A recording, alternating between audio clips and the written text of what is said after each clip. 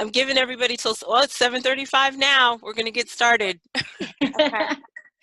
So the reason that I got this kind of webinar, I hate to call it a webinar because I really want it to be more of a discussion about nutrition, is over the past 2 weeks, I have had 11 people either post something about nutrition or directly message me about nutrition. I don't know how I became the go-to person for nutrition, because it's almost funny because I started working on my nutrition because of the disasters that I had with nutrition. And about it was like about 2015. I do know it was Ironman New Orleans 70.3. I went into the race almost completely depleted. Um, and then I lost part of my nutrition on the ride. And I experienced vomiting, cramping. I had no idea what my body was going through, but I was completely depleted of calories. I didn't know what it was at the time, but probably glycogen. And then the other thing that prompted me to start focusing on nutrition was in early 2017, I found out that I was a borderline diabetic. I would get sick after races. I would get a kind of muscle fatigue that wasn't normal. I mean, it was hard for me to walk up the stairs. I was so fatigued. And come to find out, it was because my blood sugar was kind of out of whack for a couple of days after a race. And that was from the nutrition. The nutrition had a little bit too much of a sugar boost in it for me. And that's what prompted me to, one, change my diet, and then two, to start looking for products that were better for me. And I'm going to be showing you the products that I use, but and I think they're great products, but each and every one of you have to look for the thing that works best for you. So did anybody have any questions or anything about how I got to where I am?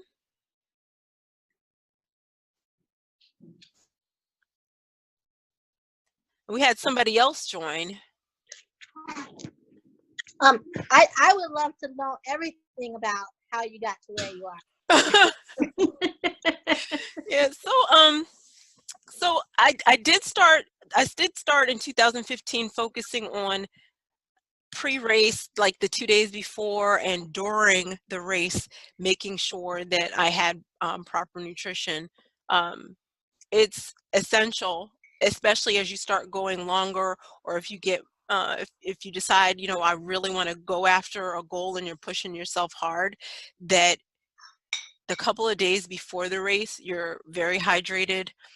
You're eating high nitrate, high carbohydrate foods, and consuming enough food on the bike. And a lot of people think that consuming food on the bike is because that's the easiest place to consume food. It is, but there's a scientific reason, as I found out probably about a year ago. On the bike, your heart rate in general is a lot lower than when you're running. So what you want to try to do is consume the food that you need when your heart rate is lower, because your body absorbs it better. And I didn't even realize that till last year. So that's just something to think about as well. And I've used a number of products to get through that fueling process. Right now, I'm trying to focus on using completely liquid nutrition, but when I have the longer days for like ITU Worlds, which is kind of in between an Ironman and a half Ironman, and for the full Ironman, I do consume some solid nutrition. So what distances are all of you focusing on right now? Well, I'm attempting my first half Ironman in June. Okay. And I've done Olympics before. Okay. And sprints, but.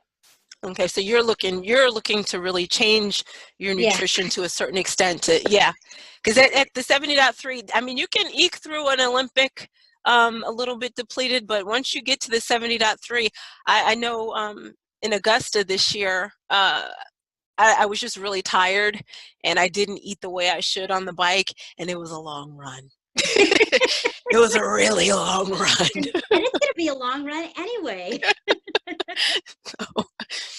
But so Robert, I know you're going to Worlds for duathlon, but what else are you focusing on? Probably my biggest goal at the end of the year is the Ironman Atlantic City 70.3. Okay. It's the last 2 years, and I've been getting better every year. You know, I'm primarily an Olympic and sprint distance guy for the most part. That's really my forte. But I've been trying to move up to the longer distances slowly. So I've been focusing, and my real, I would say, you know, nutrition experience has been at the half Ironman level. I have the Olympic and sprint pretty much down.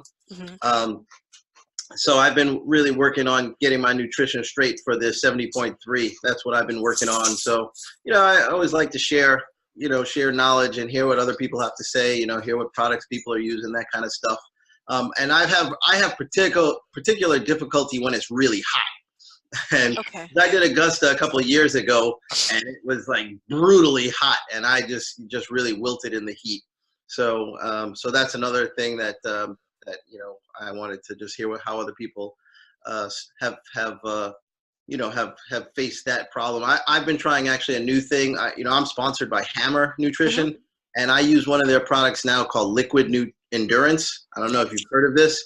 Basically helps you store more water in your body for the really hot days, because here in Maryland, like once you hit June, like it could just be ridiculous, and I'm sure you know all about that down there. I live in Atlanta, and I go to Cuba quite often, so the run in Havana this year was 95 degrees, and I thought somebody was gonna have to peel me off the Malecon. Yeah, I mean, one of the reasons why I choose Atlantic City is because it's later in the year and it's on the water, so it tends to be a little cooler.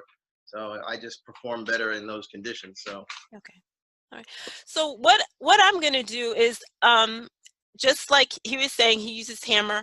I found a company called F2C. I met them in Canada in 2017, and I actually met them I wouldn't say by accident. A young lady named Joni just kind of led me over to the booth, and I started talking to one of the owners, and it was funny because he was saying all the same things that my doctor was saying. So I was like, okay, well, let me try these products. So what I'm going to do is on a daily routine, just share with you the products that I use. And then what I'd also like to do is, we don't live off of nutrition. I want to talk to you about just my regular diet as well. So every morning, and I'm sure Jaja does this too, and I don't have a container of it right now, but I use a product called Farmer Greens. I don't have the container right now because it was differently labeled for the athletes that are part of the team, so it's not properly labeled. But I use a product called Farmer Greens. It's basically concentrated vegetables. Most Americans, most adults, we don't get enough vegetables. So I drink that every morning. It helps reduce the acidity level of your body, and it helps you recover a little bit faster. So I'll drink that, wait 20 minutes. Then I use a product called Ultradurance. Do I have that with me? I don't have that with me either. I thought I did. And I mix it with, basically, it's just powdered beet juice, because I don't like to keep big jugs of juice everywhere, so it's just powdered beet juice. I mix those two together, and I drink that every day. Of course, we know beet juice is good for your circulation. And the Ultradurance is similar to if you take a pre-race or key workout drink. But the thing is, with Ultradurance, it builds up in your system over time. So you just take a little bit every day, and then you take a little bit more before key workouts and before races. For just regular hydration, I'll use this on the run, or I'll use this for shorter workouts. It's called Hydrodurance. Very low on calories, but it's a good electrolyte drink. And that's what you should be doing especially if you're trying to drop a little bit of weight. I'll use the Hydrodurance, or I'll use what's called Electrodurance. It's nothing but electrolytes no calories in it. It just helps you maintain your electrolyte balance. If you want to do, I do water only rides sometimes, so I'll ride for maybe 2 hours with water only, and that provides the electrolytes that I need, but I'm burning fat versus burning calories. For my races, what I use is what's called glycodurance. It's one scoop is 100 calories. It's highly caloric. I can put about 600 to 800 calories in my speed fill, and that will get me through a half Ironman, and I'll just grab water to supplement as I go through the race. So this is enough to get me through 50 to 60 miles of riding. Khadija, is that the same as like Infinite and that kind of stuff? Yeah, it's the same concept, except the carbohydrate is a little bit different. It's not made from sugars, so it doesn't. Your blood sugar remains a little bit even. My issue with using Infinite was that my blood sugar would go up and down, up and down. With this, it's released. Excuse me, I'm sorry. It released the glucose more evenly, so that I don't get that sugar rush and then that complete drop after the race is over. So that's I where find because it doesn't have that sugar, you don't have that stomach bloating that you would get from Exactly. like a Gatorade. Yeah. Exactly. Please chime in Is whenever that I what, get nervous, Jaja. Thank you. Please, please. Have this for you. Oh, you. The farmer greens. Oh, Said thank you didn't have it. Awesome. Thank you, because I thought you were saying farmer green. Oh, okay. And I think the new packaging is this one, but I have the old and the new. Yes. Yeah. Yeah. So Todd, it looks like you have enough to spare. so then for after post race, for post race and post workout, I'm not a vegan, when I'm a plant-based athlete, or that, but I don't do well on whey. I'm not a huge meat eater, so I do use the vegan protein that they have. They also have a whey protein that they use as well, and once again, no sugar. It's the carbs are set up so that it doesn't spike your blood sugar. So my normal routine through the week is I have my normal diet. For most of my weekday workouts, I'll just be using the Hydrodurance or the Electrodurance. If I'm approaching one of my A races, I'll go with the Electrodurance so I can try to be as lean as I possibly can. For my key workouts or my weekend workouts, especially if I'm going for a longer race, some of my weekend workouts are like 6 hours, I'll be using the Glycodurance. I'm recovering with the Vegan Pure. And that's pretty much it as far as the race and the training nutrition are concerned. So if you have questions, you want to talk about the products, see how that relates to some of the products that you're using. Where do we get these products? Well, F2C is sold online.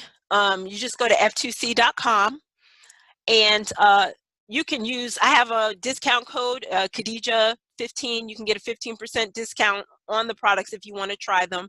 Jaja, I don't know what your discount code is. Is it Porter15? Jaja on the call? It's Jaja 15. Jaja 15. You can use either one of those if you want to try the products and get a discount on, or you can just use it ongoing. You don't have to. It's not a first time thing. They have, even though they are a Canadian company, they do have a U.S. distributor, so you're not paying for shipping out of the country. It comes directly from a distributor in the U.S. They're all And the beet juice, I get this from Walmart.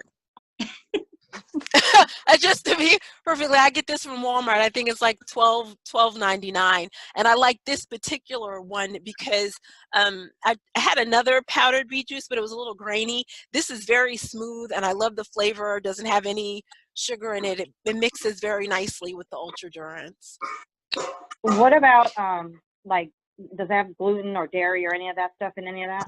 No, none. All of F2C's products are gluten free, non-GMO. Now the whey products, of course, are dairy, but in Canada, they only use grass-fed whey, which is different than the U.S. products. What about soy? Does it have any of that? No. Okay. As you can tell, I found out I have a gluten allergy and a dairy allergy. Yeah, so I'm not a fan of dairy. I do eat cheese. Cheese doesn't seem to bother me, but I do drink almond milk. I don't, and I think a part of that is, and this kind of leads almost into like my daily diet. I'm not a huge meat eater, and I never have been. I might eat some salmon, tuna steaks, or a small piece of beef maybe once or twice a month. I do not eat chicken. I do not eat eggs. I do not drink milk. Those are huge hormone offenders.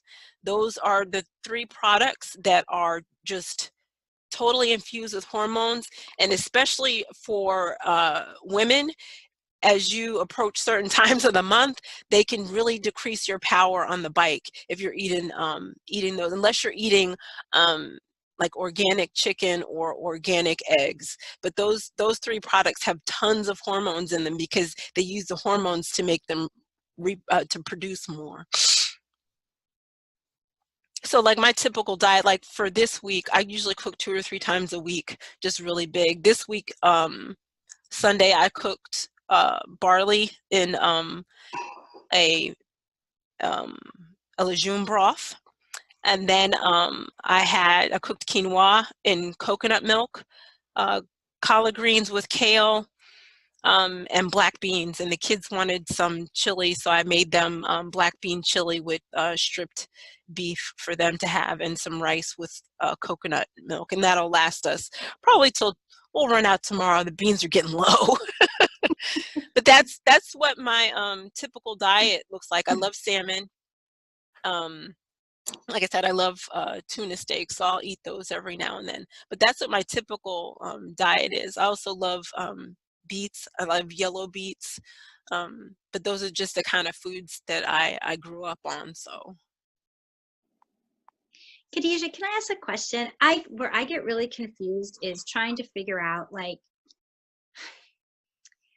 I think I'm still wondering, do I have to fuel differently for workouts rather than just thinking, because I've been working out 5 or 6 days a week at this point, and they're not all, really long workouts. Like I may go on one long run a week, but I'm doing speed drills one day or some hill repeats, and I'm doing maybe an hour and a half to 2 hours on a bike, couple of long swims in there. And I know for myself that I often think, oh, I don't need to fuel anything special for this particular workout. But then I find, like, towards the end of the week, as I'm getting closer to a rest day, and maybe I've been working out 4 or 5 days, I'm like, oh my God, I'm so exhausted. I don't know if I can do these last few workouts I have on my cycle for this week. And is that because I'm just thinking of fueling for discrete workouts instead of thinking of I've got a whole training, I've got to fuel for the entirety of the training? I think that's a different mindset, and I know I don't have it, but I find myself lacking towards the end of, like, day 5 or 6, 4, 5, and 6 can get pretty rough. And sometimes I end up having to skip a workout. And I think that's everybody. I've fallen into that as well. It's a combination of things. One, you do need to fuel appropriately for each training session. 2, you need to make sure that your daily diet is consistent. Mm-hmm. Sometimes we get tired towards the end of the week because we may not be getting a sufficient amount of calories. One thing I noticed I got this new watch, and it tells me how many calories I burn each day. So there are some days where I am totally deficient on the number of calories I'm consuming versus the number that I burn. And that can make you fatigued. And the one thing that gets me all the time is I do not get enough deep sleep. That's extremely important as well. So if you work, you have kids, Check. yeah, it can take its toll on you. And one thing I always tell people too is be consistent with your nutrition, fuel appropriately for each workout. For your shorter workouts, if you're working out less than an hour and a half, you really don't need a highly caloric fuel. You need some electrolytes, maybe some light calories, but that's it. But you do need to fuel appropriately for anything that's definitely 2 hours or over. But the rest, that consistency with your diet, one of the things that really hits people too, and I keep harping on this, and maybe it's because of my issue with diabetes, is sugar will zap your energy, and an overabundance of caffeine will zap your energy. Yeah, I've been really struggling with my weight for some reason. I put on like 10 pounds over the off season, and I cannot take it off. I've used Hammer last year, but I'm finding now it just doesn't. It's for some reason this year it's just not working for me. It's killing my stomach, and I feel not well when I'm taking like gels or whatever. And so I was trying to look for something else. Maybe it's the sugar, but I'd never thought about my sugar intake, honestly. Robert, have you ever had any issues with the Hammer, or do you have any suggestions? Sure. So a couple of things. One of the things I was going to add was that, particularly for workouts, nutrient timing is a place where a lot of people make mistakes.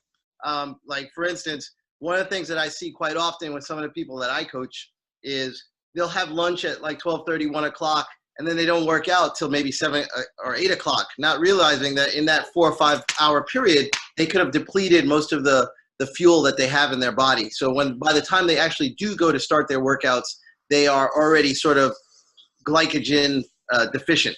And so as they hit near the end of their workout, they're really struggling because they haven't really sort of refueled the tank. So that's one thing.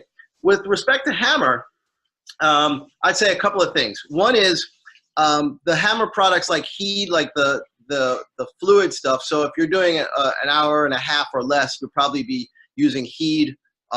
If you need calories, and if you need electrolytes, you'd be using the Endurolites. One of the things I would say with Heed is very specific to body weight, and a lot of people don't know that. A lot of people just take the one scoop, throw it in. That may or may not be enough, or maybe too much for you. On the back of the package, it will tell you how to dose efficiently depending on your weight and how long and how intense your workout is. So that's one thing. Like for instance, for about a year, I was using just one scoop, not realizing that at my weight, I really need more like 1.5 for a 24-ounce bottle for me.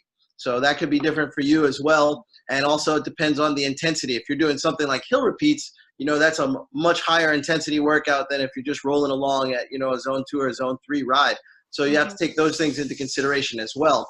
Now, Hammer does use maltodextrin as their main carbohydrate source, which is a sugar, but it's a very low glycemic sugar. So I wouldn't expect it to spike your blood sugar much for the same reasons for the product that you use, Khadija. So that would, be one thing. And I would say that with respect to the gel, I usually take them 15 minutes before I do a workout. So they're well into my system, and they're not, because you are shoving a huge amount of carbohydrates into your stomach while you're out there churning, and working, and you don't want blood rushing to your stomach when it should be going to your legs, So those are the things that I would say with respect to some of Hammer's products. That's awesome. I didn't know that about the Heed. Thank you. Yeah, definitely. If you look on the back, I don't know if you have the big size, like the 32 ounce or the 64 ounce size, it will tell you what the dosing is for it. Yeah, and that's very similar to to F2C. They use a clustered dextrin, not just a malto, so it's a little bit different. But yeah, very, very similar. And it's your body changes too as you start racing. Right. I mean, since I've started to try to be more intense about how I'm racing, my caloric needs have gone up when I'm doing my high intensity workouts or when I'm racing. So the first time I really tried to go hard, I felt like Superwoman till mile 10. Then I was like, oh my God, is somebody going to drag me the last 30 miles? What's going on here? But I think last year I was able to dial in on, even though my season was too long, I really was able to run strong all the way through the finish through South Africa. After that, I was just kind of tired. I'd raced too many times over the course of the year. But yeah, it's your body just changes. And then too, when I started racing, I had just given birth to twins. I think I was like a bajillion% body fat. And, Oh my God. Yeah, and you know, now I think I'm like 18% body fat. So it's my body functions a lot differently than it did after, you know, giving birth. So, Oh my God. Yeah. No doubt that's true. yeah. So that's about the products that I use when I'm racing. So I know like my goals this year, I have 2 key goals. And it's funny, I'm getting ready for World Championships and it's not my A race, which is kind of that's I guess I shouldn't be saying that out loud, but I have 2 A races. My goals this year. My goals this year are related to time. I've bumped up on 5:30 a couple of times. My goal this year is to go under 5:30.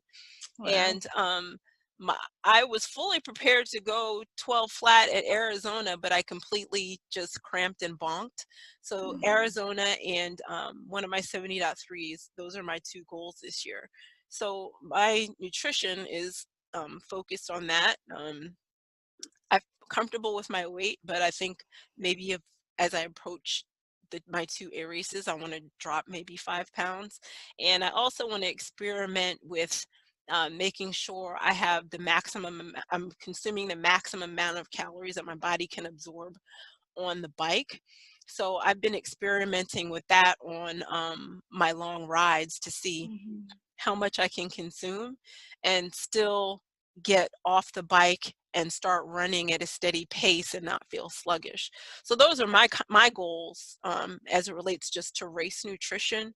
And as far as everyday nutrition, just consuming the foods that I love and that I grew up with, but making sure I keep a healthy spin on them. I guess because of my background, junk food isn't really a part of that. Well, I don't know. My mom is from Wilmington, North Carolina, but she was always very healthy in what she ate. My father's from the Caribbean, but I grew up mostly with my aunt. So I grew up on beans, rice, greens, bread without yeast in it. So that's kind of what I eat, but I try to teach my kids to eat the same way. I don't meal prep, Jaja, sorry. I just keep it in the pot and they got to get their own.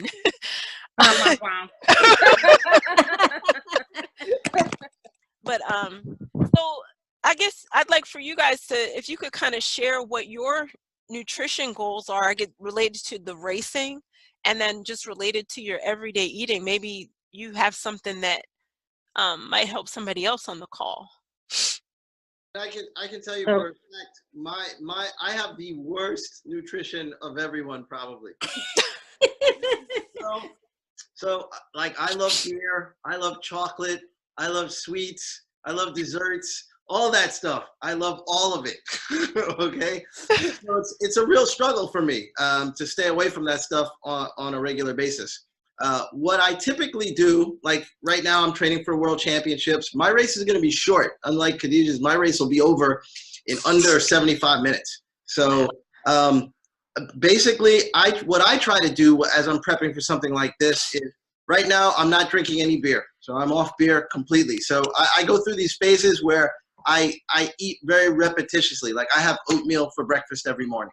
And I have, then I have a good sized lunch that has some carbs, some vegetables, and some, maybe some meat. And then for dinner, I try to eat small. Actually, I try to eat very little for dinner, and all I'll do is fuel for whatever workout. I do a lot of my workouts at night just because of the way my schedule is. Me too. I'm a night trainer. Yeah, me too. Like I'm in my basement at like 10 o'clock on my trainer or something like that. It's not unusual. So I basically, like, I subscribe to the eat breakfast like a king, lunch like a prince, and dinner like a pauper. Yes. So basically, I get all my calories early in the day, try to burn through them as much as I can, and then try to really be lean and fast when I'm doing my workouts in the evening. And so basically, for those 3 months that I'm really prepping for something, I'm very diligent. And then as soon as I'm finished prepping for that, I go and make myself happy for about a month or so. And then I say, okay, what's my next goal? And then I start all over again. So the struggle is real. I understand it. I completely understand it. I am lucky though, because my wife and my son are vegan. So when I do have food at home, it's usually pretty good. Yeah. I'm not always vegan. He's close enough. Lily, you've been so quiet. What are your goals Well, this year? So I have aqua bike in May, and then another 70.3 in October. Okay. But after having my hysterectomy this December, I've gained like 18 pounds Mm-hmm. and stuff. So trying to lose weight has been hard. So I got a dietitian and found out that I can't do gluten and I can't do dairy and soy, of course, because it counters my thyroid medicine. So it's been a struggle trying to find the right. I like to shop in the aisles, and I'm having to learn to shop around the perimeter. Yeah. Fresh fruits, everything organic, and stuff. And then she told me I ate too much beans and rice, so that I had to cut that out a little bit. I cut down on them. Yeah. So you might want to focus on greens, some of the high protein vegetable products like quinoa. You have to ask about barley. I'm not sure. I love barley. I don't know why, because it kind of takes on the flavor of whatever you cook it with. Has a lot of potassium and protein. 1 cup is only I think 200, 250 calories. So, yeah, I know that struggle. My mother takes thyroid medicine, and it can be a struggle to maintain that balance. Yeah, especially if you got hypo. Hypo is hard. Yeah. But you're assuming I cook, Khadijah. What did you say? So you're assuming I cook. Oh. So Tracy, you've been quiet as well. What do you want to share? What questions do you have? I don't really have anything to share. I'm very ignorant to this whole thing. I just started triathlon. I decided I wanted to do a 70.3, so I'm going to do that in June. I just learned to swim. Okay. I don't know anything about. I don't know anything about nourishing myself for this. I mean, I'm here to learn. I'm here to. If I'm being honest, you all are using terms that I have never heard in my entire life, or I don't know or I hear people use them, but I don't know what they mean. So I'm just here to learn, and I'm just trying to write stuff down and soak it in. Yeah, by all means, if you hear something you don't know what it is, ask. Yeah. Tell you. So have you've done some sprints in Olympics, and this is just going to be your first 70.3? No, I've never done a triathlon at all. Oh, okay. All right. I have been looking for you. So for my birthday, I wanted to select someone who had never done a triathlon to work with them to get through their first triathlon.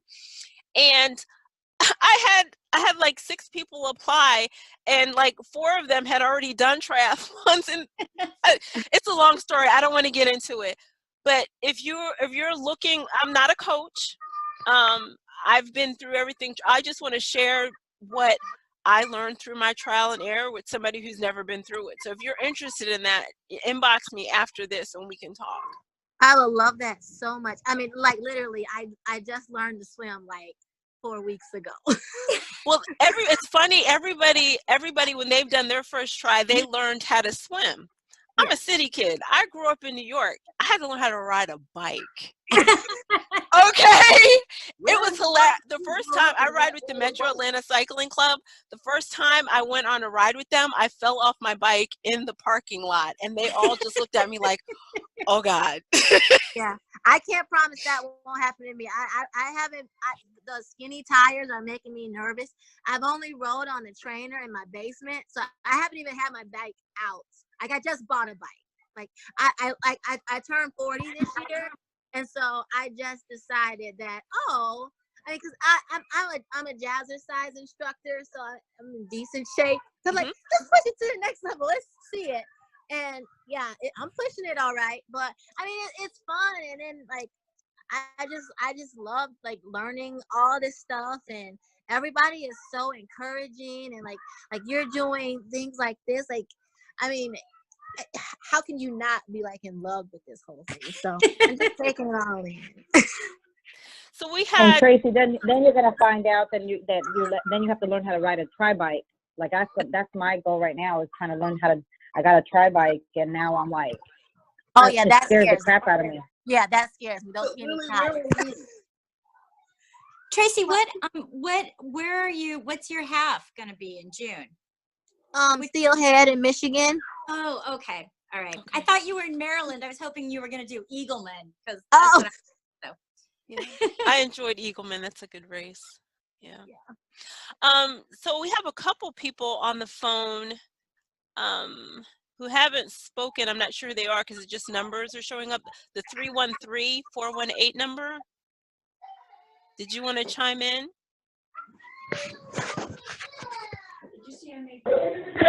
Hello, Khadija, and hello, everybody. This is Carmen. Oh, hi! This is my sorority sister. She's my sorority is one of the reasons I even started doing triathlon. I have an amazing group of sorority sisters, and I'm like the dumb jock of the group. They're all like majorly educated and super smart. That is not true. You are too. You are too. So, but yeah, she's a family physician, and thank you for supporting me. They always do. Sure. And I'm calling to learn because, I mean, even as a physician, we don't even learn that much about nutrition anyway, let alone nutrition that athletes need and how to fuel their bodies as well. So I'm here to learn myself. So yeah. Now, one of the things I learned from my doctor, well, we kind of learned together, and I'm probably pronouncing it wrong. Was it creatine or creatinine? Creatine. Creatine. My creatine Is it a supplement or the kidney function? Well, the kidney function, when they did my blood work, that was slightly high. There were some things that were for creatinine. Creatinine then. Creatinine that were abnormal for a normal person. But then when she realized that I was an endurance athlete, she was like, oh, okay. So as a physician, do you have any recommendations for us as far as maybe supplements or things that we should look for as normal or abnormal? Just monitoring and understanding that for an endurance athlete, somebody's abnormal may very well be your normal. Okay. A lot of the endurance athletes that I encounter, they are like seriously bradycardic to the point where a normal person, they would actually be ready to pass out. But an endurance athlete, heart rate of 55 and sometimes even 50 is totally normal. I just say, hey, do you feel like you're going to pass out? No, I feel great. I'm like, all right. That means their heart is in good condition. It doesn't have to work as hard to pump the blood. Yeah. So that's why the heart rate is low. Mine generally stays around 48. So yeah. Yep. Exactly. Mine is 52, but then the other day it got all the way up to like 197. Oh, that's when you're training. Yeah, I'll push 200. Yeah. Okay. Because people are like, that's expected. Really high. And I'm like, well, I think when you're training, that's okay. Okay, that makes me feel better. Thank you. Yeah. Mm-hmm. Yeah. Yes, that's fine. And at my age, they're like, oh, when you're training, you shouldn't go over a certain heart rate. I mean, as long as you can tolerate it, it's fine. At 50, they don't expect you Right. to be pushing a 200 heart rate, but Yeah, I well, can, and it doesn't bother me. part of it is too, usually when they see heart rates like that, it's in sedentary people. I've had this argument. I used to work in a gym for a long time. Exactly. I've had this argument with lots of nurses who are like, that's unhealthy. And I say, yeah, it's unhealthy if you're sitting around or pedaling really slow. But for people who are trained, they're used to performing at that heart rate, you know? Yes. And when you see Mhm. them when they're sitting down, you know, and their heart rates are in the 50s, you have a whole different perspective on it. Yeah. Can I say I have been like, when I've noticed my resting heart rate is somewhere between 48 and 53 almost always. Mhm. And when I see my heart rate going up when I'm really exercising, I get so scared because everybody has said, you know, you can't get your heart rate over a certain amount. I'm 51. And so I've been stopping myself. No. No. If you're comfortable at that level and you're not in pain or anything of that nature, no. Train where you're comfortable. Okay, Just so thank you. Just so you know, I'm about to turn 54, and when I have big hard races, I'm in the high 160s, 170s. Oh, regularly. okay. Yeah. My average heart rate through a half Ironman stays right around the 180 range. I get a little uncomfortable at the sprints because I'm pushing right under 200 the whole way. I feel a little bit more sane. I love the longer distances. I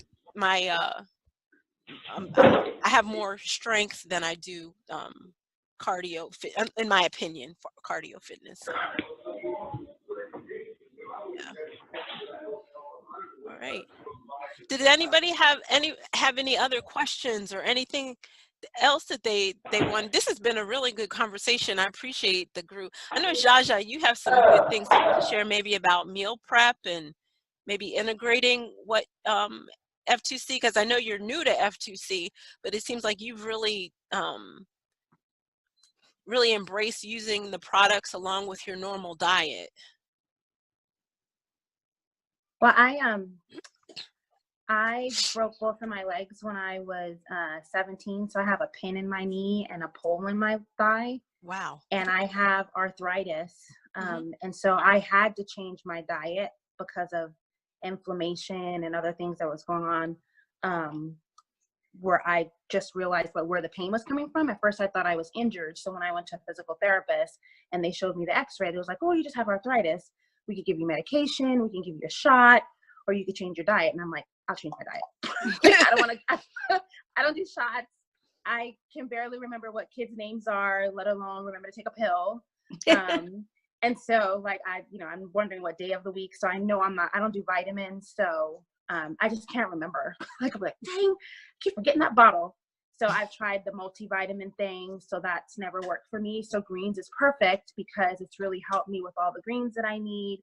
When I looked up everything that I needed for my inflammation, it was all greens. And so since that's in powder, I drink that every morning and I haven't felt any pain. Like my knee used to hurt me like after mile 10 on long runs. And I'd be like, okay, with a marathon, I know by like mile 15 and 20, I'm just going to hate my life. And I don't have that pain anymore, which is weird. Like I thought, well, it's probably going to be consistent, but it's totally my diet change, where I've noticed that was a big deal. And the whole sugar thing, I love the product because of the non-sugar, because that was something else that was causing a lot of the inflammation and just health-wise. The other thing is I just try to keep my weight down. That kind of helps me keep going and just not having that sugar. Like we took family pictures and I was like, why y'all didn't tell me I was fat? So there was just things that I just needed to help me eat the right. So I basically changed my diet just because of my injuries, and love the product because it's really helped me be consistent throughout the workouts. I had 2 DNFs for fulls, and one was from an injury, and the other one was I was just tortured on the course. But the nutrition I had just wasn't right. And so after my second bonk, I contacted Khadijah, and we had a heart-to-heart, and she let me know it was definitely my nutrition and introduced me to the product, so which has been amazing for me. And I used it for Arizona. And once I met with the owner in Arizona at their tent, and he explained everything in detail, it just let me know, like, I was doing the greens for like maybe 3 months. So that was making me feel good in the morning. I was regular, so that was awesome. But then other things that I was able to get done, and I felt great on the race. Like even, I think my confidence at some point on the run was a thing, but it definitely wasn't my nutrition. Like I just kept going even on the run part. Like I was so excited to be there. And it definitely had a lot to do with my nutrition on the bike. I had glycodurance, so that's the one that Katie mentioned, and I made sure I had the right amount of calories. Now, And I once don't want to got interrupt. I just Yeah. want to confirm you are Team Mango, aren't you? Yes, Team Mango. Okay. All right. Yeah. As long as I That's a just big want to make deal. sure. It's Team Mango right there. So funny. But I had enough calories on the bike that once I got to the run, I just had water and soup because I consumed everything there. And again, no pain, because in the past, once I get to the run, at some point, I'm in pain. That happened to me in Augusta. I had Gatorade on the run, and my stomach was full and bloated because of sugar. And so I just noticed I definitely had to change what I was doing, what I was consuming. So because that was my first time having the product for the entire time, I'm just playing with my nutrition to make sure that I have all the right things during training. So that's a goal of mine, and then to improve. I mean, I was just happy to make it to the finish because that was my first full. So I was really excited to do that and use the product. But now I just want to increase and do better. So My one of my greatest triathlon moments, I wasn't even doing anything. I was sitting in a chair with a blanket wrapped around me, cramping as though it would never stop. I was so proud of you when you crossed that line. You have no idea. It was amazing. I was so excited. We all were. We were all like tears, just like, yay! Awesome moment. Yeah, we were all in tears when you came through. It was like, yay! But the question for you, so you're saying that you did the F2 thing and it didn't hurt your tummy on the run? Because that's where I have issues is on the run. No, I had it fully on the bike where I didn't need to consume much of anything on the run. Yeah. What I generally do, and I'm sure it's what because one of the things I do love too about being on the F2C team is we have weekly training sessions where they sit us down for like 30 minutes and they teach us how to use the products. They're like mini, I mean, they're not required. They're just like mini seminars, and they talk about how to use the products and consuming as many calories as our body is able to absorb during that bike is one of the things that they teach us, and then to be as light as possible on the run. They are coming out with gels as well, but even the gels aren't they're not highly caloric. It's just the packaging makes it easier to carry versus having the Hydrodurance with you. Yeah, I get GI issues in the run. So once I get to the run, I couldn't even do Infinite on the run anymore because it wasn't sustaining me, and two, my tummy would just have a reaction to it and to anything. You got to get as many calories as possible on the bike, because once your heart rate goes up, your body is not going to absorb as many calories, and you don't want all that blood flow going to your stomach. You want it to be in your legs where you need it. Yeah. Thank you. I know Robert's a coach. Do you have any advice for anyone on that? Sorry, I was muted there. What specifically did you? Well, we were just explaining that one of the things that they do with the F2C athletes is they have classes with us every week, like 30 minutes on how to consume the products. And one of the things that they tell us on a regular basis, you got to get the bulk of your calories on the bike, because you don't want all that blood flow going to your gut when you're running, because you want that blood flow to go to your legs Yeah, I definitely agree with that statement. Me personally, what I do is I simulate everything I'm going to do in the race in training. I think that's really important. Like I know for me, I was a bike racer before I was a triathlete, so I'm very comfortable on the bike with taking food and stuff. But I just found that for me, in the longer events, I require calories on the run. I just can't do it without it. So what I tend to do is I tend to just do nutrient timing. So I will take like typically what I've been doing in the 70.3s is I've been taking a gel every 30 minutes, and I test that out in training. When I'm in really good shape, I can get away with every 45 minutes. When I'm in less good shape, about every 30 minutes. I just need that constant flow of calories. So that worked really well for me. And everybody's a little different, but I always tell people try it in training. Even if you mess it up in training, better to do it there than to mess it up on race day. But even you're saying a gel every 30 minutes. That's only 4 gels. That's true. That's true. It's not a lot. Yeah, I mean, I'm not consuming a huge amount, but I do. I mean, I know some people who can run the whole thing, just on water or just on, a couple of swigs of something. I'm not that guy, but there are people. I keep 2 emergency gels, so if I know I'm having a bad day, I'm gonna need them. Right. But other than that, I do it off of water, and I keep a little mini packet of Electrodurance in my shirt for the electrolytes, and I just do it off of water. Yeah, the other thing I was gonna say was don't take anything off the course that you haven't already taken in practice. That's one of the biggest mistakes that people make, because the course will have whoever their sponsor is, and that sponsor's product may not agree with you. And I've seen people have their races wrecked by eating or drinking something they've never drank before, and it turned out badly. So yeah, be prepared. Yeah, that was exactly my case in New Orleans. I started drinking that Gatorade, and it was all she wrote. Gatorade is just outright bad for me. So yeah, for most people I've talked to. So yeah. Like me. Yeah. So you were getting ready to say something. Yeah. I have a question. So, and this may be a totally ignorant question, but so I haven't ever really done like endurance sports. Like the farthest I've run is like a half marathon. So like how do you know what your body needs versus, like, is it water? Is it calories? Like how do you distinguish between like how do you know what your body needs? Trial and error. Yeah, a lot of it's just trial and error. I mean, you go out when you do your brick workout, go out and see how you feel at the end of it. And if you feel like I was about to die, you probably need more.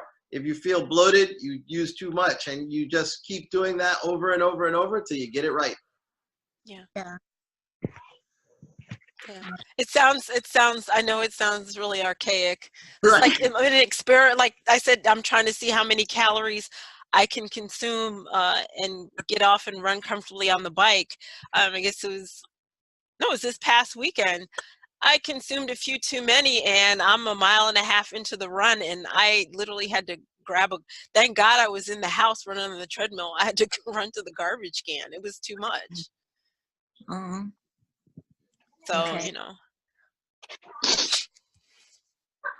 Yeah, it's definitely trial and error, but and that's like I said, I'm amazed by the watch. One of the things you should try to monitor too is if you have any way to monitor how many calories you're burning, that tends to help you gauge it as well. Do you find that Garmin watches are pretty accurate with calories that you're burning? Because like sometimes I'll turn on my watch, and it's not a very fancy one. It's just a Vivo Active 3. But sometimes when I'm like on the treadmill versus what's on the watch, like the calories might be different. Oh, I'm not sure. I just got this watch. It was a gift. So that's why I was like completely amazed. I was like, wow. I had just been estimating based on what shows up in my my Perf Pro and on the treadmill. And then I know, you know, for my weight, I burn about 110, 120 calories per mile. That's what I've been using, but I've been watching the watch too to get my resting. So I know my resting average for just sitting around is about 1,600 calories a day. And I know that I'm burning on a easy workout day about 750, 1,000, and on my weekend workouts I'm burning about 2,500 to 3,000. And is that because you have so much muscle? I'm not sure. For my age, I do have a pretty low body fat. But I do, according to that little BMI thing, I'm close to being overweight. So for my height, I'm supposed to be like 115 pounds, and I weigh like I stay between 130 and 135, but my body fat's only 18%. So how do you and again, this is me being a new swimmer, and I have a really low body fat too. What about like your buoyancy? I know this doesn't have anything to do with Has nothing to do with body fat. It has everything to do with body position. Okay. Don't let anybody tell you I sink, it has nothing to do with that. It has everything to do with body position. It's about keeping your head in a certain position and keeping those hips up. And when you turn to breathe, a lot of people have the tendency to lift their head up and turn. You just lean your head to the side and half your face comes out. It's all about body position. Okay. Thank you. Yeah.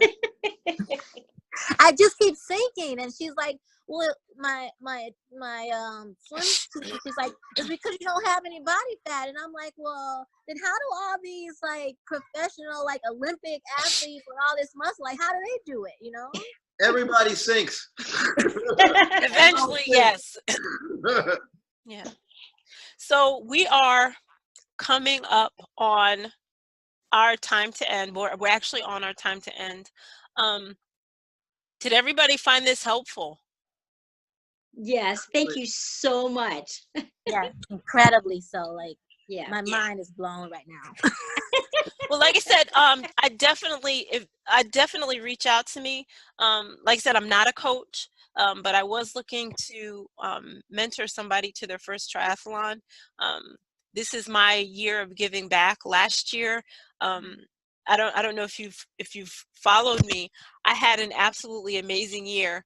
I messed around and qualified for 70.3 World Championships. I had qualified for ITU World Championships. Somebody literally anonymously paid for me to do Dubai. So I was all over the world last year. And I'm a single mom. I know they have this demographic of a triathlete making over $100,000 a year and all this other kind of stuff. I'm not that triathlete. So I'm just extremely grateful. And this year I wanted to make sure that I gave as much love, at least I couldn't give it all back, but if I could give back at least a portion of the love that I got last year. And one of the things I definitely wanted to do is to introduce somebody to triathlon and help them, love the sport as much as I do. So if you're interested in that, Tracy, inbox me and we can get together and have a call a little bit later on in the week. Oh yes, please. And just for the record, what'd you say? And just for the record, Katie, you've been giving back the whole time. Because I mean, when I started getting into doing these things, you were always ready to give advice and what to do and how to, So you're the one. You've always done that. So. I agree. Thank you so much. So what I'd like to every now and then do something like this. It seems like I should do another one on nutrition. Maybe Jaja, you and I can get together and do another kind of seminar webcast on nutrition. Are there any other things that you think maybe people would like to get together and talk about, or you yourselves on the call would like to get together and talk about? Bike. Oh, you got the two best, right? Robert and I, that could get ugly. Look, I need all the help you and Robert can suggest. I'm telling you, Tina scares the crap out of me. I couldn't even, I heard and change whatever gear I was in is what I was writing on the other day. I was like, I'm not changing gears in aero position. That scared the crap out of me. Should So whatever you advice you have. starting in May, I'll be doing bike handling sessions. You should come to one of those, or come to my cycling studio and get some training and advice in. I'd be more than glad to help you. Where are you located? Robert, I'm in Silver Spring, Maryland. Okay. Awesome. oh, so you're the one that Vaughn and them always talk about. Yes. Vaughn and Dolly and all of them? You're In the fact, person? Vaughn was just at my house this weekend. Yeah, the pain cave. Right, that's us. Okay, yeah. I'm going to come when you're not having a class. No, you should come, when we are having a class. So, Robert, would you like to maybe get together and plan something, just maybe to talk about bike? I know a lot of people misselect components. Well, they're riding. About a month before the Atlantic City Ironman, there's a Olympic distance race in Atlantic City, and Vaughn Spencer, who some of you guys know as Hannah Montana on Facebook, she has a group called Fast Chicks, and every year they pick a race, and this year they're doing the Atlantic City Olympic distance, and I'm going to be down there. I'll be racing, but I'm also going to do a talk while I'm down there. I don't know what it's going to be about yet, because I'm kind of letting Vaughn pick the subject, and we'll work that out later. But yeah, so if you want a good race, and I'll have a whole bunch of BTA people, that would be a race to show up to. I already signed up. So. Oh, cool. Yeah, Vaughn is my girl, so she's in there, got me roped into this. Yeah, it's a good race, and it's one of the best run races that I've had the pleasure of doing. The guy who runs it is really good, and it's really well done. Okay. I'm going to Atlantic City too for the Fast Chick meetup in August. Awesome. Oh, cool. Yeah, I'll be there. So Okay. look forward to meeting you guys in person. Okay. So what would you Same like? here. So our next discussion, you'd like it to be on bike selection, or what would you like it to be on? I don't know, Khadija. I just know the bike it's a scary thing for a lot of people, other than the swim. Okay. You got to know how to change your tire. You got to know how to, like you said, components. How many times have I called you about components, and then you sent me some components. Like I said, you're always gifting people, but even then, it's like a good bike fit, right? Then you got to make sure you have it's trying to find the right bike. It's a lot of stuff. So whatever you guys can think of for beginners will be great. Robert, would you like to help me with that? Maybe do a bike basics thing Sure. when it's convenient for you? Yeah, sure. You guys just let me know, and I'd be more than happy to do that. Okay, awesome. I have to get to Maryland. Yeah, next See time what they're talking about in this pain cave. Come to Eagle Man. Girl, they talk about that pain cave all the time. I hear Vaughn and Dolly and Angela, all of them talking about that, and I was like, man, let me go hide. No, what doesn't kill you makes you stronger. I know that's right. All right. Well, I want to thank everybody for coming out. If you have any questions, feel free to inbox me directly. The two discount codes for F2C are Khadija 15 or Jaja 15. If you have questions about Hammer Nutrition, you can contact Robert. So are you a Hammer ambassador? I'm sponsored by them, so it's kind of the same thing. Yeah. No, they just call us ambassadors. It's the same thing. Okay. They have different contracts with Right. them. And that's really it. And I'm looking forward to hearing from you, Tracy. Oh, I can't even wait. I'm gonna text you or inbox you right now. And where are you located? I'm in Grand Haven, Michigan. Okay. Okay, so we might have to do the online thing, and I might have to see if I can get up there once and maybe get you down here once. So, Yes. all right. But thank you everybody so much for joining. I really appreciate this. And Carmen, I thank you so much. Thank you. Absolutely, you're welcome. My soror is always surprising me in the most amazing ways. That's why I